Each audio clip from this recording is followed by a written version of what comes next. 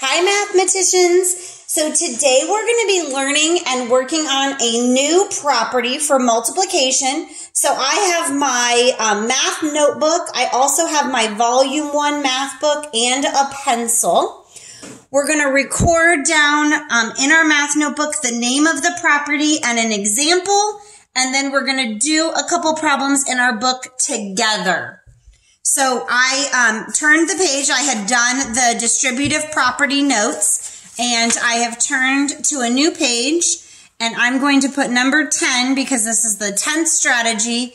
It is called the associative property of multiplication. And you might be saying to yourself, I remember doing the associative property of addition because I remember you telling me it was called the hugging property. Remember the hugging? It had the parentheses, and it's for when we were adding more than two numbers. Well, the same thing is going to happen for the associative property of multiplication. It is grouping factors in any order gives the same product. So I can group my factors any way, sorry boys and girls, so that I can multiply them easier and I will get the same product. So grouping my factors and changing them will give me the same product. So let's pretend that my three numbers are 5 times 2 times 3. Well, in order to get my product, I need to multiply two of those numbers first. So my first example, I'm going to hug 5 times 2 times 3, which means I'm going to do the parentheses first. Always do the parentheses first. My second time, I'm going to check this. So I'm going to put the same three factors, and instead of hugging the first two, this time I'm going to hug the last two. And again, I'm going to do the parentheses first. So in my first equation, I have 5 times 2, and I know 5 times 2 is 10.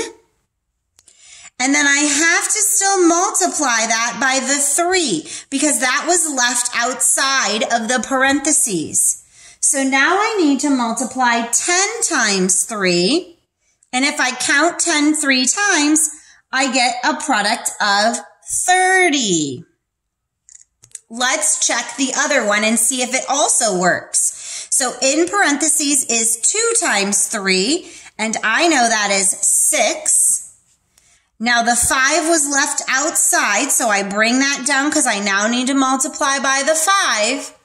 5 times 6 is also 30.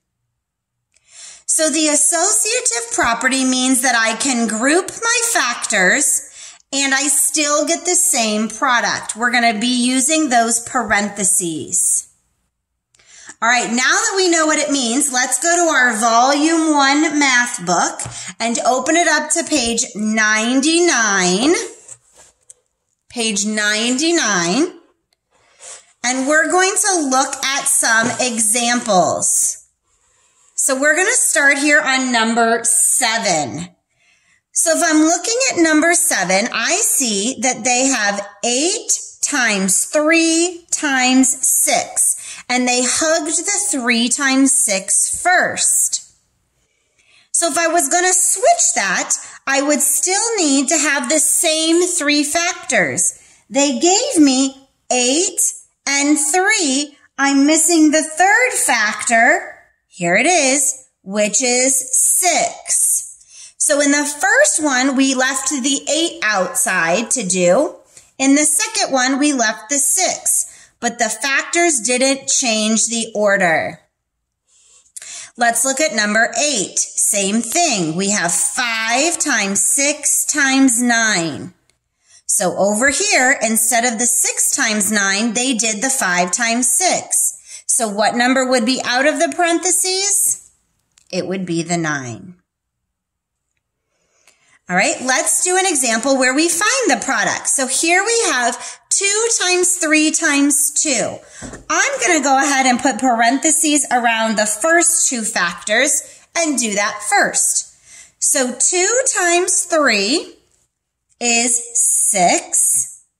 And then this 2 was left outside, so I'm going to multiply my answer of 6 times 2. And 6 times 2 is 12.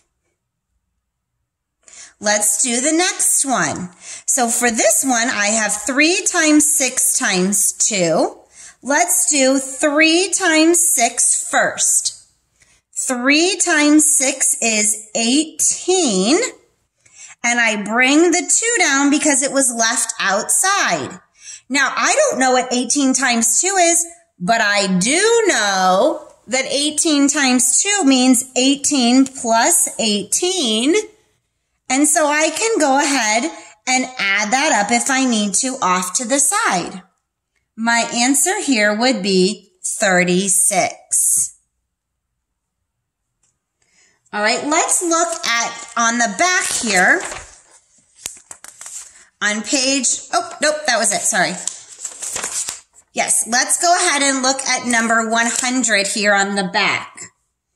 So on the back, it says, use properties of operations to select all the expressions that could be used to find 7 times 1 times 3.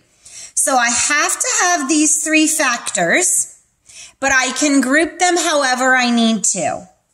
So let's check. Does this one have the 7 and the 1 and the 3? Yep. And all they did was group 7 and 1 first. So this is a possible answer.